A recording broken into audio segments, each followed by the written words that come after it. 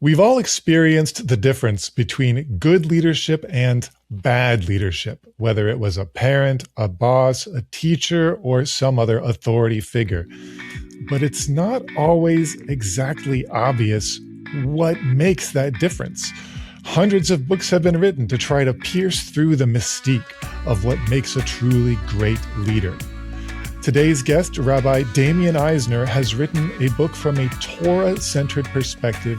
It's called The Heart of Moses, and it draws on the example of Moshe Rabbeinu, who demonstrated what truly biblical leadership looks like. You're listening to Messiah Podcast, where Jesus is Jewish, and that changes everything.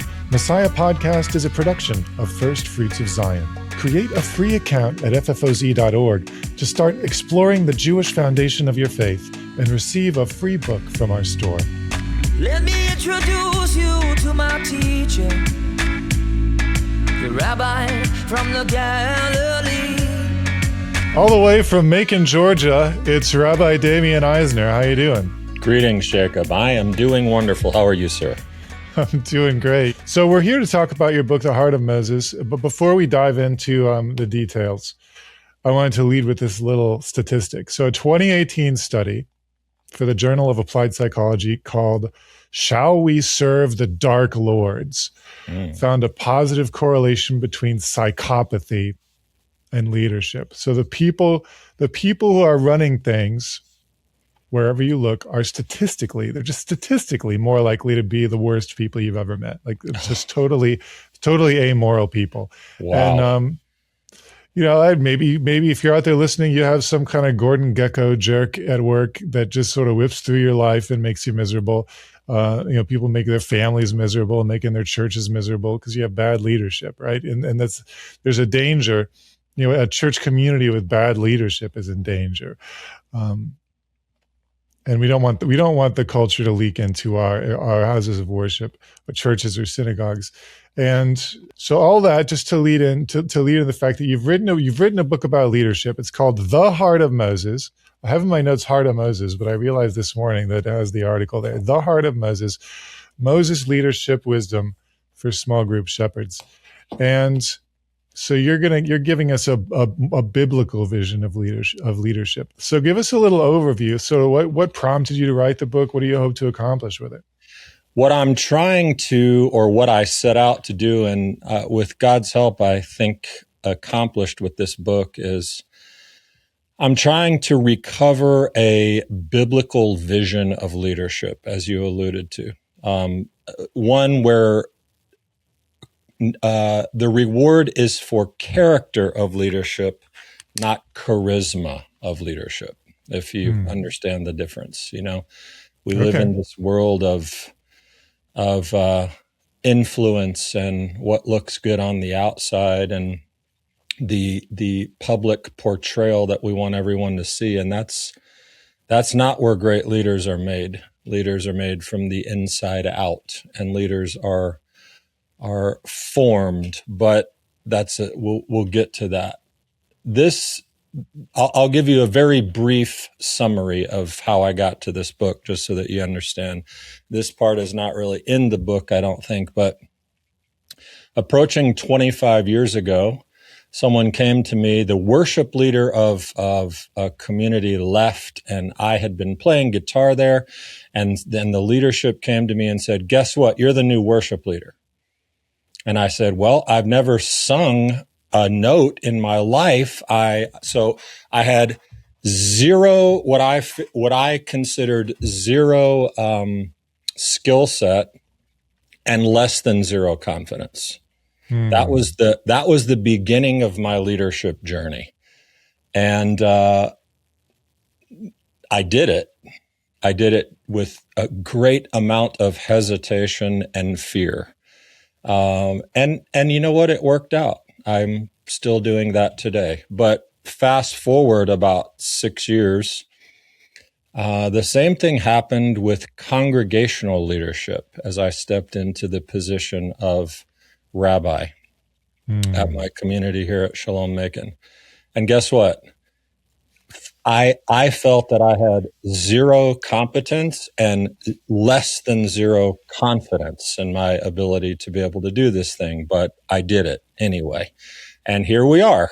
And then fast forward another 8 or 9 years, talking to Boaz Michael about, gosh, it feels like Messianic Judaism is kind of in disarray. And I was not part of First Fruits of Zion other than just a supporter and a consumer of all of the fantastic resources. But I had this random Zoom call with him, and he then a few days later said, well, why don't you do something about it? Why don't you come and work at First Fruits of Zion? And you are a colleague here at First Fruits of Zion. You understand that this is a very prestigious Messianic Jewish teaching organization. So guess what I had when that request came to join the team? Zero confidence. No, I was a little better by then because I had been in congregational leadership. But all of that leads to this, because my role initially was as the community care coordinator at First Fruits of Zion's Torah Club, which meant that I was in charge of encouraging leaders, helping them navigate the difficulties of leadership. That position morphed into the director of Torah Club.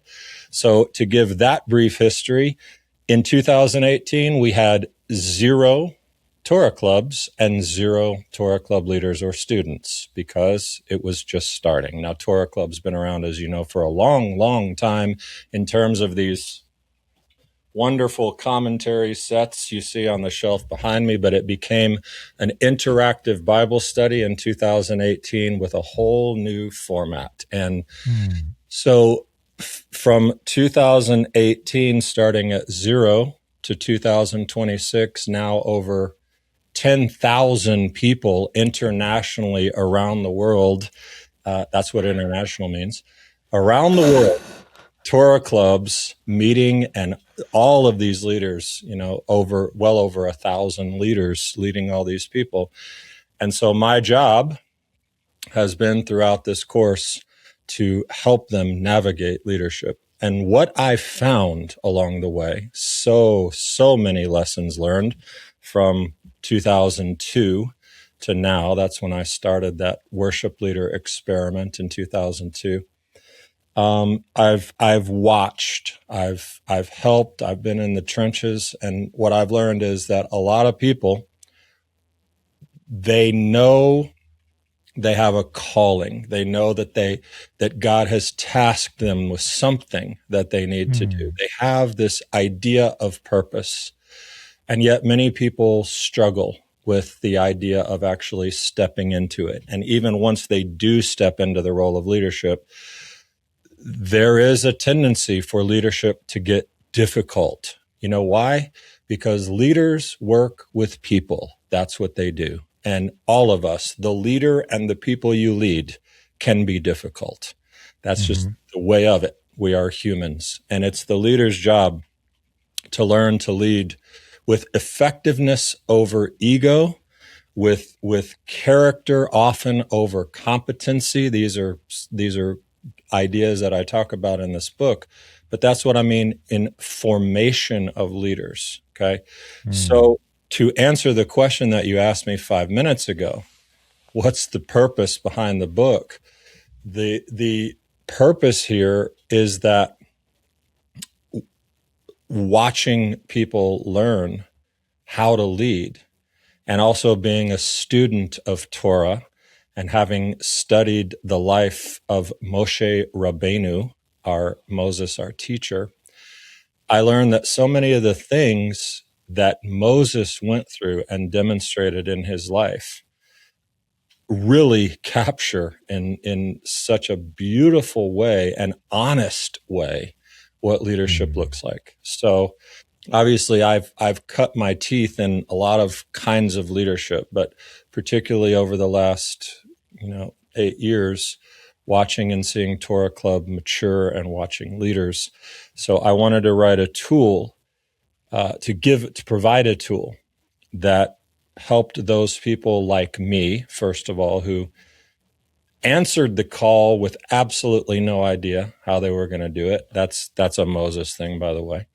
And also even for experienced leaders, learning to navigate conflict properly. Just because you're a leader doesn't mean you know how to do that. Learning how to prioritize relationships, learning how to understand what it means to have a leadership role, that it's not just a position or given authority. All of these things are intended not only just for small group leaders, but my hope is that anyone who leads anything can learn from the book that we're talking about today. Great.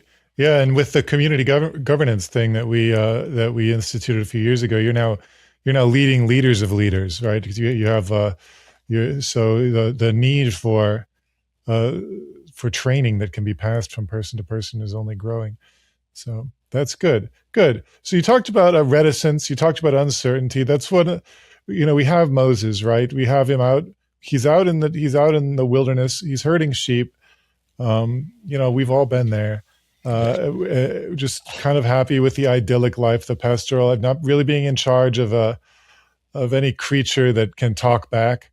And along comes Hashem, along comes the God who is going to be known to him very soon as the God of his fathers, the God of Israel.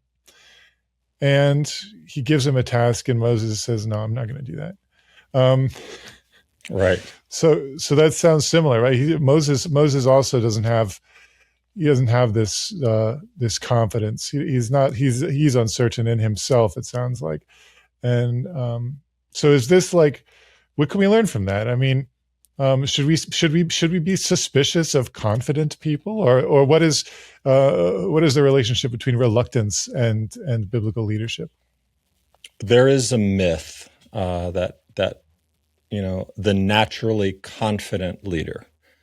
That does happen. I mean, we all probably every one of us in school, there was that girl or guy who just, they had it, right? They were always stepping up and taking charge of things, and everybody liked them and everyone admired them.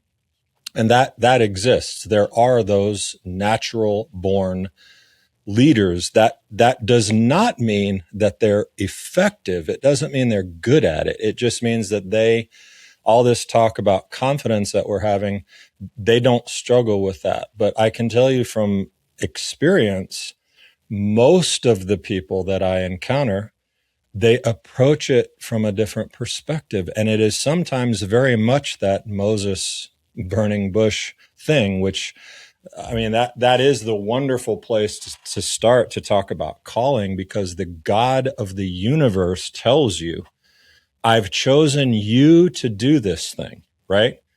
For most of us, you would think, okay, if God himself is telling me to do it, then surely I'm ready and I can do it. And Moses says, nope, I'm not doing it. I can't do it, as a matter of fact. It's not even that I won't, I simply cannot. And he provides the whole list, right? The whole list of what ifs, which is a very common hesitation problem with leadership. What if, and this speaks to confidence and competency. What if? How? Who am I supposed to say sent me? I can't speak. I don't speak well. And all of the things that Moses is pushing back on. But I love that, because that's much more human than the person who just says, I'm ready, let's go. That is less common than what I usually see occur. And what's really beautiful is God does not impart some kind of supernatural identity change to Moses to make him be able to do it. He takes what Moses brings and says, well, he's a little forceful. He gets mad, the tsarat thing, or the hand turning white. That's also a way that God can motivate people. But the idea that, no, you're going to do it, but I'm going to go with you. And I'm going to give you support. Aaron's going to be there. But that myth of the confident leader, That's what I love about Moses. That's what I love about the burning bush. And yeah, he had to step away from comfort. He was a runner. He had everything in Egypt, and we all also can see, though, he was very passionate. Killing someone is not what I would say is the best expression of passion, to say the very least, but he had a lot of passion. He had been raised in royalty, and he ran. He ran from it. And where did he run? He ran as far away from that life as possible. And as you said, I liked what you said, leading people, leading things that can't talk back. You know, that's an easy form of leadership when you're leading your, Labrador retriever. That's not exactly leadership, and that reluctance to leave the comfort zone is another thing that has nothing to do with leadership. That's a human condition that so often I know there's something great on the other side of this discomfort that I need to step through, but it's so comfortable here. I'll just wait. I'm just going to push that off. Or what if this happens? What if that happens? What if? And, this is later in the book, I talk about the what if person versus the attitude of a leader, which is what God is trying to instill into Moses. Okay. So we ask the question, but what if? The leader's answer is even if, what if this happens? Even if this happens, this is what must be done. And a lot of times you don't know the thing that needs to be done. You have to learn that in the trenches. You have to learn that in the valley of despair when you're fighting and learning to really lead. Yeah. It does seem that Moses was made and not necessarily born as a leader. He had to he maybe grew into it. I mean, obviously God saw that he was the guy, but he learned how to become that. I think that's wonderful that God sees who he can be and who he will be, and he gives us that room to grow. I love it. To that point, wouldn't life be so easy if he would just let us see that? Yeah. Clearly, but sort of that was the burning bush. Is clearly Moses was the guy, and God had selected him and brought him up here to witness this miracle of the bush that is not consumed. So what's funny about that is my statement I just made. Wouldn't it be great if we could see what God sees? But sometimes we're so human that even when God makes it clear what he sees, we still resist. Yeah. Sometimes I think if the apostles had been able to see beyond their own generation 300 or 400 years, their brains would have exploded. But so it's easy for we think of Moses. Moses is called to this prophetically important task, and someone who's a little wrong-headed, someone without the right character traits, or someone who finds that they're, for whatever reason, they go off the derech, they go off the path, they get an assignment this important, and it can go to their head, right? So you get Paul saying, I forget it's to Titus or to Timothy, don't pick someone who's new at this for a leadership position, because they fall into the snare of the devil, which is pride. And it's particularly successful leaders. You could you put yourself in Moses' position, and the first time the Nile turns red, and you could just start thinking like, "Wow, look what I can do." Right. So tell us about the importance of humility, and maybe why it's important, and how to make sure that we have it and can keep it, because it's really easy to self-deception is a real barrier here. I think that people may not be aware of pride. I think it was Tolstoy. Tolstoy said pride, not only does pride a sin, but it keeps us from realizing our other sins, and it keeps us from realizing itself as a sin, and it can blind us. So, what? Tell us all those things about humility. All the things. This is a 6-hour podcast. It could be. We could talk for a year about humility. I mentioned that at the outset of our discussion here, the phrase effectiveness over ego. Ego is in leadership.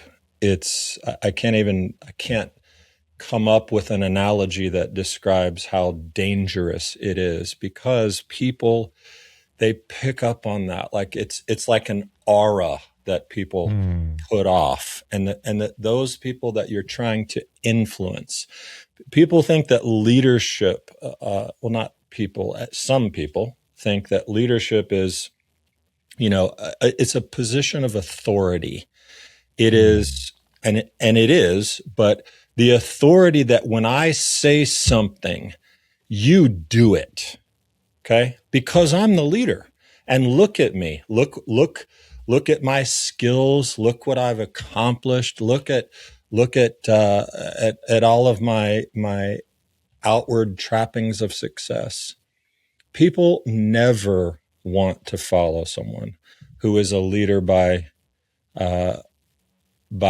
position or by command, by authority. And there are these, John Maxwell and other leadership books through the generations have defined all of these types of leadership, and I talk about those in the book. But I've got about 20 of them right there. That's why I looked over there. Oh, pretty good. Pretty good books. That positional and authoritative leadership are such weak models.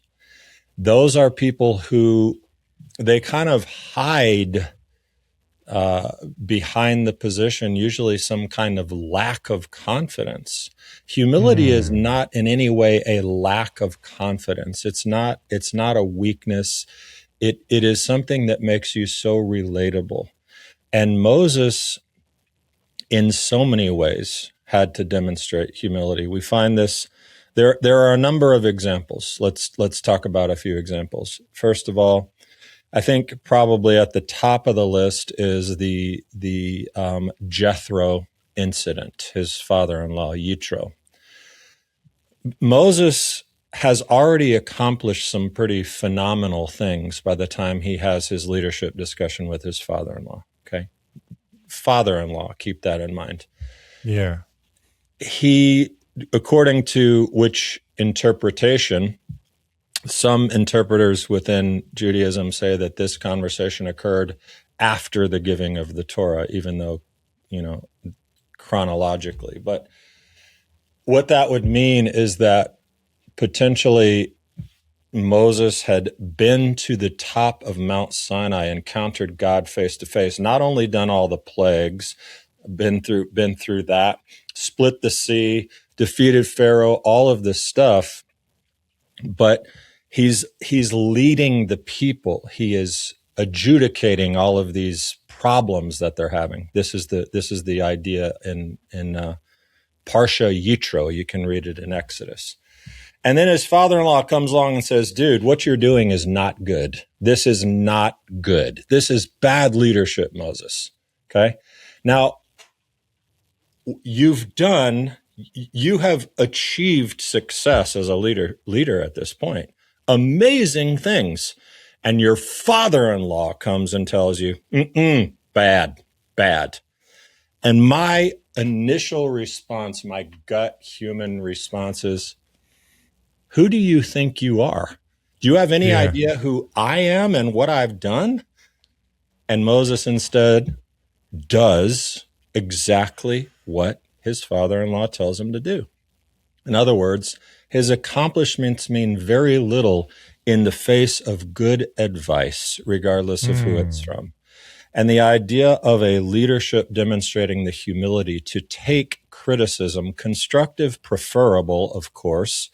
We all know that's not the way that leadership criticism always comes in. A lot of times there is destructive criticism, but even in those situations, and Jethro was very constructive, but even in destructive criticism, a humble leader can first of all not react. This is the wonderful idea of Viktor Frankl. There is a space between action and response. And that's what you are in control of. A great leader learns to humbly live in that space of knowing how to respond. But destructive criticism, a humble leader can step back from this and say, wait a minute now. Is there anything I actually, what elements of truth may reside here? Mm-hmm. And be able to digest that and say, gosh, you know what? I didn't see that. I didn't see it. The proud leader lives in a house of mirrors. You ever been to a carnival where you can walk in and they have the mirrors that make you look like you're? Have you ever been to one of those? You're much younger. No, but I did watch that John Wick movie. No, I think there's at the fair here. I think they have something. It's not real big because it's portable, Right. The county fair has something like that. Yeah. You walk in and all these different mirrors that show you different views of you. They're hilarious. It's not funny to live life actually believing that the house of mirrors, that you look at it and all you see is this perfect, leader or person, and everything else is everyone else. Every problem you have is because of someone else and what they're doing to you. That kind of that house of mirror life, that's a person who can't receive criticism. That is a leader that is destined to crash and burn because you are definitely going to be criticized. Other examples, talk about his father-in-law. How about when your brother and sister, after you have been again, leading with excellence, leading through incredible challenges with complaint and lack of water and lack of food and all the things. And your brother and sister-in-law are, kind of kvetching about you. That's also a situation within your own family. These are sometimes really difficult because I don't know about you, but families don't tend to hold back any punches when it comes to telling you where you might be, off the derech, as you said, off the way. But how does Moses handle it? With humility, right? Pray, ask God to step in. Another great example, Korach, of course. Korach, Datan, Abiram, these rebels, these guys who look at Moses and say, who do you think you are? I mean, we're just as good. God certainly has called us to step in just as well. What does Moses do? Go at them, insult them, say, leave the group. You're not welcome here. No, he hits the ground. He and Aaron, they're praying. They're asking God wisdom. God, you show up and help us. This is humility. This is a different kind of humility. This is dependence on God. When things get really, really rough, is not to think, well, I have all the answers. Obviously, we need a spiritual lifeline. We need that red phone, so to speak. I wish such a thing existed in leadership where you have a problem, like the bat phone. You can just pick it up and say, God, I'm really struggling with this. What do you want me to do? It doesn't work like that, but we still reach out. God speaks. In that case, he spoke with the earth opening up, which was a pretty powerful statement. But all of it, humility, humility, humility. Hey, if you're enjoying this conversation, take a moment to like, comment, subscribe, or share with a friend. It really helps us reach more people with the message of the Jewish Jesus and his coming kingdom. You can find more Messianic Jewish teaching and resources from First Fruits of Zion when you visit ffoz.org and create a free account. Thanks. So you talk about how leadership, as being put into that position, is an opportunity for personal growth, right? You're under pressure, and pressure makes diamonds. I don't know. There's probably a better metaphor or idiom than that, but it's true that without change, people change. a lot of times in response to hardship, in response to difficulty, and leadership is difficult. What can people look for if they're stepping into a leadership position? What are some things that they can watch for? Like, are there certain vulnerabilities or bad character traits that are likely to be exposed by being put in a leadership position? And so how can we watch for those, and how can we work on and improve those character traits? Well, that's, from the previous conversation about the last question that we had, talking about that idea of being able to navigate that space between impulse and response, or event and response. I think for many people, you take on a role of leadership and it is, all right, my task is all of these people here that I'm going to be leading, and I'm going to figure out how to really do that and do that the best that I can possibly do it. However, much of leadership involves internal growth for the leader themselves. Mm-hmm. There are, and this is your question, what are we looking for? But I think that it exposes things inside of us that were easy to hide until someone was depending on you. Yeah. And that can come off in a lot of different ways, where one of my favorite axioms, Talmudic axioms, is the phrase, teach your tongue to say, I don't know. Okay. This is a great, great weakness for, I know I struggled with it early in my days of congregational leadership. I was doing my very best to deliver the messages that I thought would really move people, and I would spend hours and hours preparing these messages, and then someone would come up after me afterwards and say, well, but what about this? And I hadn't prepared for that. But all of a sudden I'm like, oh my gosh, I don't know the answer to that. I'm going to look incredibly foolish here. Let me make up something really good. Okay. Now, not that I necessarily did that, but this feeling of, if I don't have every answer, I'm inadequate. Oh, sure. And there's such an unbelievable freedom. It is, again, back to humility. It takes a high degree of humility sometimes, depending on who the person asking the question is, to say, you know what, I don't know, but we can find out. And, and then of course we have, that's related to the idea of imposter syndrome, which we always have to be on guard against. Talk about that in this book a lot, because that's something for me that I really, really struggled with early on in the journey is, what if everyone finds out that, like, I don't have confidence to be up here? What if everyone finds out that I'm not, like, I don't have a PhD in theology from Yale? That feeling of inadequacy, we have to be on guard against that. The reason is because you're there. Unless you took your leadership position by coup or armed conflict, you are in the position for a reason. And so we can't worry about, the what ifs again, the what ifs, the what ifs, the what if. It's even if I face this challenge, I can navigate it.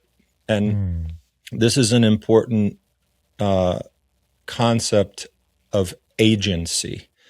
Agency, the idea that you have somewhere in there, maybe you haven't dug deep enough, maybe you haven't been through enough of the trench stuff yet to really find it.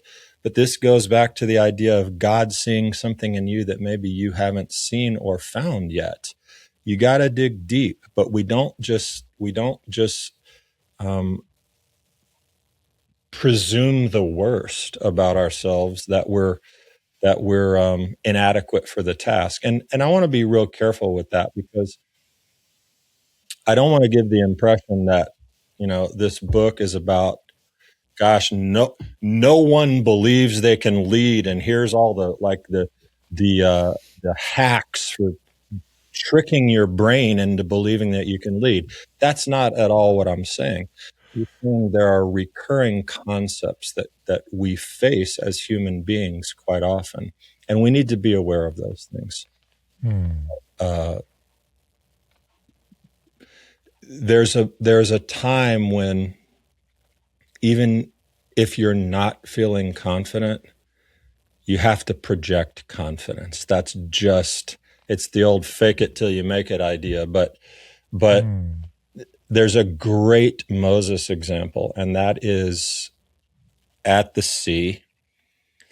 They've gotten out. It kind of seems like everything's, on the up and up. We're out of Egypt. No more bondage. And then there's the sea in front of them, and behind them, now Pharaoh has changed his mind, and the horses and chariots and Pharaoh's army are bearing down. And once again, already the people are saying, Moses, what have you done? What have you done leading us out here like we're going to die out here? Yeah. I miss onions. Right. But Moses, this is probably it's for sure in the top 3 favorite moments of the Torah, and maybe number 1 for leadership in Moses. Moses, you can imagine, he's the externals look really bad. There's a lot of what ifs going on here. Okay, and Moses stands up and says, stand strong. Today the Lord will move for you. It's going to be, he gives this incredible, ask not what your country can do for you, this kind of momentous speech. And in the very next scene, if the Torah had scenes, you can imagine him crouched behind a rock saying, God, what am I going to do? What are we supposed to do here? Because that's when God says, Moses, why are you crying out to me? He's just given this incredible demonstration of confidence to the people. And then God is scolding him. Moses, come on, man. Why are you crying out? Plant your staff. Let's go. And I love that, because it demonstrates a lot of things about leadership. But number 1 is that sometimes you just have to keep going. You have to present confidence to your people. Now, in a Bible study, is that a necessary component? Not necessarily, but when you're leading bigger things, not that Bible studies are small, but there's a place when people are looking to you to show the way forward. And that demonstration of courage, even when you don't feel it inside, that's a skill that takes some time for leaders to develop, I think. Yeah. Well, and unfortunately for Moses, in his speech, he's confident that God will do something. Right. He may not be confident in anything else, but he can have confidence that God will come through for everybody. I liked when you talked about being able to say, I don't know. It reminded me of the daughters Zelophehad had when they came to Moses and this guy died. He only had daughters. Can they inherit? And he's like, I don't know, but I can go find out. Right? You knew how to find out. Exactly. It happens a few times. So that's good. That's a good one, Jacob. Too. Yeah, I read the Bible once. So what about, so you mentioned Datan and Aviram. We have, the sons of Korah. We have sometimes, it seems like everybody. The sages disagree whether it's everybody or it's just the mixed multitude that is always seems to have a problem. They're always complaining. Even even Miriam and Aaron have a problem at one point. So it's unlikely that the earth will open up to swallow our enemies, or that they will be struck with leprosy. So what should we do in our humble position here about detractors and resistors and wet blankets. I think in church life, there's always someone who has a problem. And it's like, you just want to say, there's like 18 other churches within a half an hour drive of here. Why are you talking to me? Just go somewhere else. But it's like, that's not great leadership. It can be in the right situation. Sometimes you do need to say that to somebody, but like, overall, your desire as a shepherd is to get the sheep together and sort of get everyone moving in the same direction. So what do you do with people who just can't get with the program, or like difficult situations, maybe difficult people? Yeah. What advice can we get from Moses about this kind of situation? Well, it comes down to insight, which I think is also a developed skill, in that resistance is a part of growth. That is a certainty. You can look at going to the gym and running long distances and whatever, like whatever physical thing you want to use as an example. And in the book, I talk about homeostasis. Your body craves equilibrium. Your body craves homeostasis. So when you push it, it reacts. It does things to your. I'm not going to get into the science of it at all, but because I'm not a scientist, but the idea that you're trying to get back to baseline, that's what your body is doing. And when you break down muscles, the same thing. There's this repair process. It's trying to get back, but along the way, you're building, you're growing. The same thing happens with people when it comes, especially in theology, or worse, in their dogma. But I coined a phrase, theological homeostatic disruption.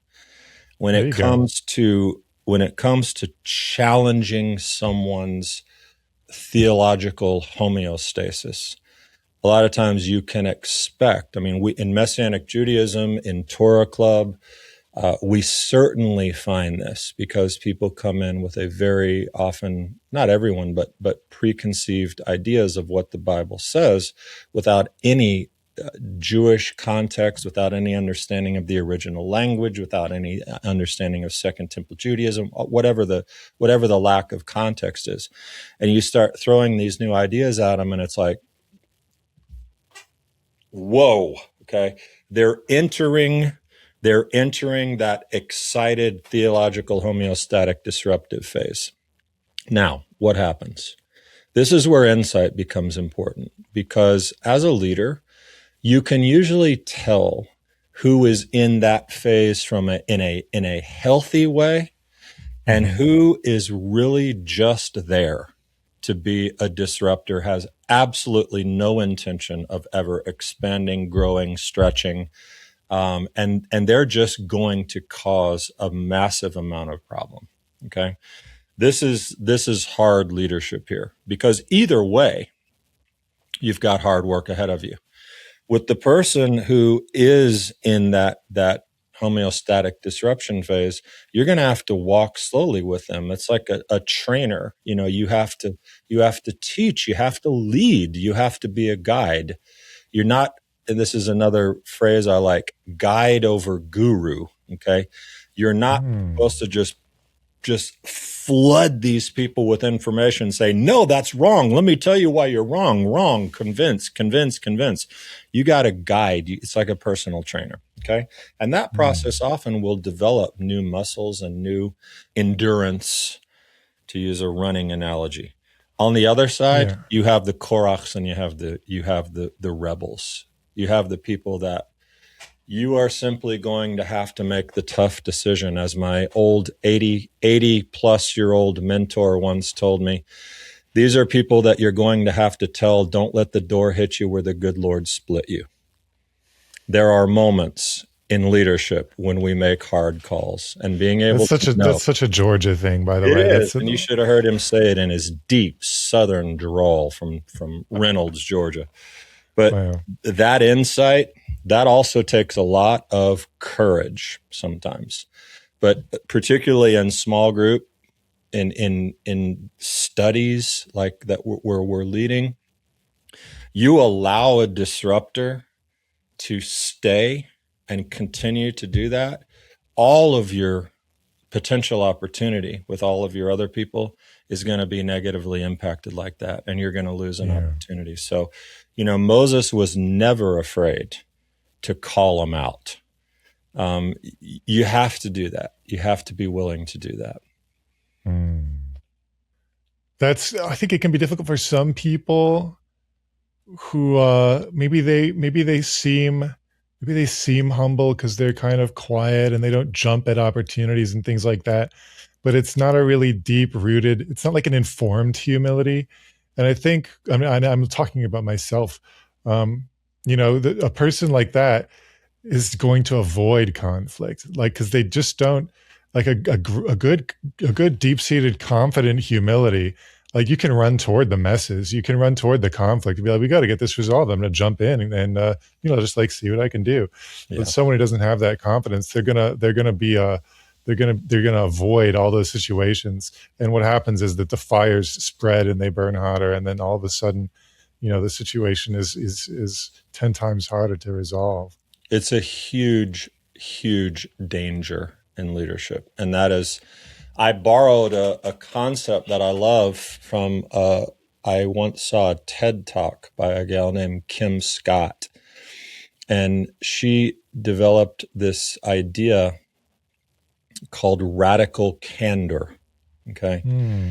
And radical candor is finding the perfect balance for leaders between caring personally and challenging directly, okay? She's built this matrix of this 4-part matrix where your axes are care personally, challenge directly.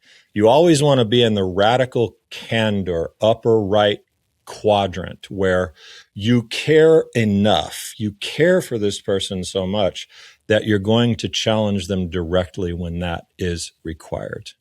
Okay? Because if not, there are all kinds of fallout that occurs because of this. You allow things to fester. It affects everybody else. You have when someone is absolutely wrong or behaving incorrectly and you just let it ride, you're doing that person a disservice. It's not just everyone else. It's that person. That's not caring personally for someone as a leader when you allow bad behavior or a lot of things to occur. So it's really dangerous. Transformational leadership, which is what this book is really about. You mentioned watching Moses grow. He was a transformed guy from the burning bush to Mount Nebo. Yeah. I've always admired the quality of what I've just started a few days ago calling gentle directness. So you're able to say things that are true and they require some bravery to say. But you can deliver it in a way that it doesn't feel like you're attacking somebody. Right. I think that's an important communication skill. So you talked a little bit about Jethro. You mentioned Jethro and his advice to delegate. And this is something,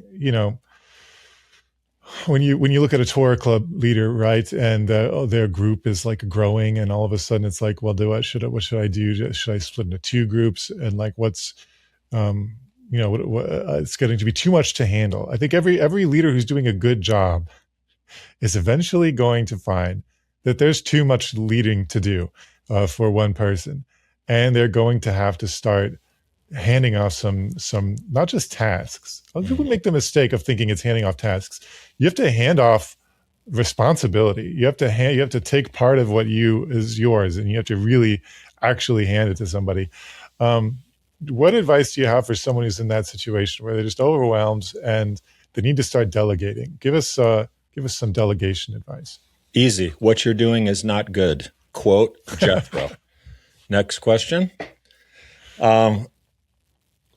I can speak to delegation pretty directly because what I have often struggled with regarding delegation is It takes patience, it takes humility, it takes time, and often it's so much easier to just do it yourself. You know, that's the great problem with delegation. I've got to step away from what I'm doing and doing well and doing with success to help to kind of, I'll use the word, babysit somebody along the way. And it's like, and then they don't do it as well as I do, and they made this mistake and this looks silly, and it's like, I'll just do it myself. It is a disaster waiting to happen, because leadership burnout, I mean, it is a reality. And first of all, to answer the question, you need to always be on the lookout for people that you can pour into. You know, yes, you've been given the task and you're a leader, and a great part of leadership is raising up other leaders. That's the generational concept. And so finding people that you can pour into with the expectation that they're really not going to be you. And that's a wonderful thing, because God made them to do the thing that that they need to do. So delegation, we can just call this podcast humility. Delegation is also humility. Delegation is the idea that even, and when, if something doesn't work right because I delegated it, it's the leader's responsibility to say, that's on me, you know, to own it. Jocko Willink, extreme ownership. When things go bad in leadership, even if it wasn't you, it's you. It's your fault. That's basically the concept of the book. It's a very, very hard concept, but it builds such incredible credibility with you and the people you lead. And again, because the book is called Heart of Moses, what lesson can we learn here from Moses? The ultimate demonstration. This is not delegation, but it is the humility of owning it, which is a different question than what you asked. Is obviously the golden calf. You know, Moses had nothing to do with it. God gave him an incredible out, an incredible option. You know, forget these people, Moses. Let's just start it over. We'll do like another Noah thing here. We'll start over with you. It's going to work out really well. And what does Moses do? Can't. You got to go with us. They're your people. And he gives, of course, the generational argument. He gives the what's Egypt going to think about you argument. And he gives the chen argument. It's translated grace, you know, but in the Torah, we're talking about merited favor. We're talking about earned respect. And God says, I have found favor. And Moses says, if you found favor in me, they're with me. Okay. And yeah, I'm the leader and I didn't do anything, but God, you got to go with us and we're going together. And I love that as a leadership concept, stepping into it with your people. That is humility. That is extreme ownership. That is leadership. And people, when they see that, whatever it is, that's a huge example. Okay. We're not going to see those kind of examples in our circles, but when people see that you're with them like that, you have built a leadership structure there. Good. Well, speaking of things going wrong, I think at some time or another, every leader is going to, at least in retrospect, is going to look back and say, wow, I made the wrong call. Mm-hmm. Something I did it. If I could do it again, I'd do that in a completely different way. And maybe even I would say that I failed. We know that Moses made regrettable decisions at least once. We have the one big one that I'm sure we'll talk about, but it's a big one. But so what would you say to the leaders out there who are trying to process failure in a healthy way? Yeah. Well, I'll refer directly to the Heart of Moses here, the book, not the actual heart. Fail. I try to shy away from cheesy acronyms, but there is a time and place for them. Fail. Facing adversity inspires learning. That is the leader's mantra when it comes to mistakes. You will fail. You will miss the mark. You will have something that you mishandle, some communication. You might lose it. I mean, you might strike the rock twice, but hopefully the consequences are never as grave as they were for Moses. But we cannot look at leadership as win or lose when it comes to our choices. It has to be win or learn, because Oh, sure. that's what failure can be. There are grave moral failures and that's something that I mentioned here. That's not what I'm talking about. Those are the kind of Yeah. things that can disqualify you from leadership permanently. I'm talking about the things that happen to us where we Yeah. need to, again, like when we were talking about receiving criticism in general and taking it and processing it. We need to ask that question when it comes to failure as well. What am I going to learn? What did I do wrong? What can I do differently next time? What amends do I need to make here? Is there an apology required? All of it. And what does this all point back to? Humility, the recognition of failure and using it as an opportunity to learn. Failure can just absolutely destroy people when they cannot move past the rumination phase of Oh, yeah. chewing on it over and over. I can't believe I did this. What am I going to do about this? Blah, blah, blah. Whatever the failure cud you're chewing on is, you can't do it. Gotta pick it up and take a step. Good. Well, I have one more question, and it concerns the not being a leader anymore, right? So there's a time when Moses, his term as leader is coming to an end. He knows he's about to be taken up the mountain, and he's not going to come back down.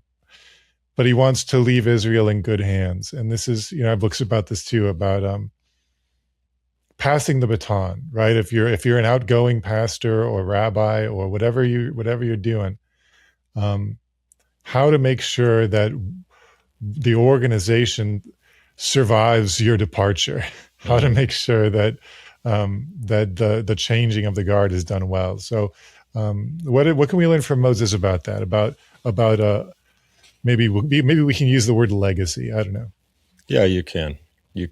The succession plan, but really legacy. Joshua is certainly the model here. Moses is the model, but Joshua is the tool that really teaches us, because Moses, as you said, he knows I made a mistake. I'm not going in, but he never expresses bitterness to Joshua. His job is to raise up Joshua. The mission outlasts the man. And it's very natural to want to leave a legacy from our personal investment in leadership. That is, who wouldn't? There's nothing wrong with that. But sometimes you are just not going to see the fruit of everything that you planted. This is certain. And it's hard, but you find the people, and part of that comes down to delegation. Part of that comes down to humility. Part of that comes down to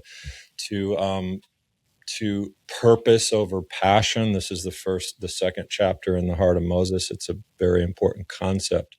The purpose outlasts you. The mission outlasts you. And you've got to be okay with the fact that your legacy, you may not see it. And we think about Moses in this way, what did he think? Would he have ever imagined that he was going to be talked about, have books written about him, that the Torah would be called the 5 books of Moses, that, unbelievable legacy. But he could have stopped at, I can't believe after all I've done for you, God, and for these people, that you're not letting me go in. That everyone struggles with that part of the story where he finally breaks a little bit and God says, okay, that's it. You're out. That's a really hard thing. But he didn't let it get him. He didn't become bitter. And that's so incredibly important. Good lessons. And there's more in the book. So if any of this was of interest to you, dear listener, dear watcher, more people watch than listen now. So that's good because they can see, look at the screen, open the tab back up from where you minimized it. Look at the book. It's called The Heart of Moses. Rabbi Damian Eisner, you can get it at First Fruits of Zion's web store at ffoz.org. And then find the button that says store, I think. That's where we tell people to go. While you're at the First Fruits of Zion website, create an account, become a friend, that's you can support the podcast. And if you're ever in Macon, you can go check out Rabbi Eisner's shul there. That'd be good. Yeah. I don't want people to just say, well, I don't lead a small group. I'm not a shepherd in the sense of a Bible study.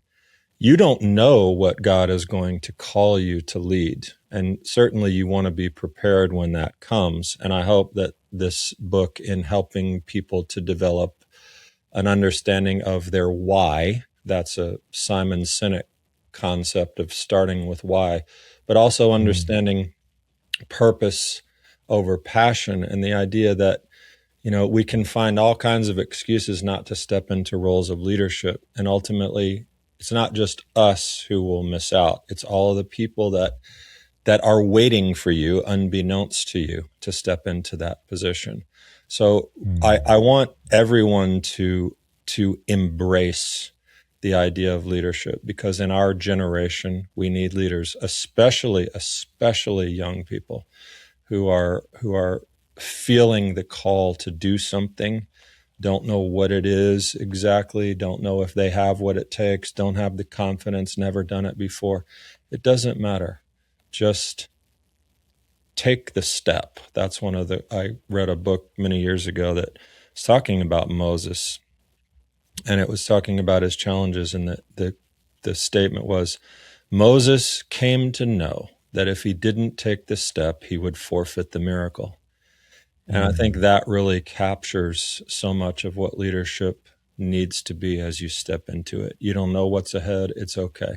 God will go with you. He'll provide the tools. He'll provide the support. He'll provide the miracles, hopefully when needed, and the people that he has tasked you to lead. So I hope that this book can reach a lot of people in a lot of areas of life and leadership. Fantastic. All right. Well, thanks for joining us here today. I feel like I should just call you Damian. I usually use people's title, but we actually know each other in real life. So thanks, Damian, for revisiting the podcast that you used to co-host. And I'm sure people are happy to see you again. And I hope you have a pleasant day and a good week. You too, my friend. Thank you for all the work that you do here. Thanks.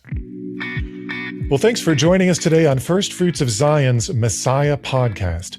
If you enjoyed this episode, please leave a review along with a 5-star rating. If you want to learn more about the Jewish Jesus, create a free account at ffoz.org and start studying the scriptures from a Messianic Jewish perspective. We'll even give you a free book. Messiah Podcast is made possible by the generosity of our First Fruits of Zion friends. FFOZ friends are people like you who partner in our mission to reconcile disciples of Yeshua with God's prophetic promises to Israel. Tune in next time for more great conversations. Until then, I'm Jacob Franzak. Shalom. Put your hand in mine together. We will walk in harmony. Let me introduce you to my teacher, the Rabbi from the Galilee. Let his word cover you.